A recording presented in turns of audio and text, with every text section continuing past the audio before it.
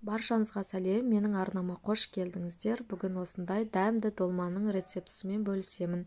Ол үшін бізге күріш, фарш, картоп, пияз, сәбіз және жүзімнің жапырағы қажет. Алдымен пиязымызды ұсақтап турап аламыз. Салмасын дайындаймыз. Ыдысқа пияз, фарш және жуылған күрішімізді саламыз. Үстіне тұз, бұрыш, приправаларды салып араластырамыз. Егер жүзімнің жапырағын жаңадан жұлып жасаған болсаңыз, онда 1-2 минутқа қайнатып жіберіңіз. Ал банкідегі консервіленген болса, онда ыстық сумен жуып жіберсеңіз жеткілікті. Және осы видеода көрсетілгендей екі жағын ішке қайырып, кішкене нығыздап ораңыздар. Осылай барлық долмаларымызды орап шығамыз.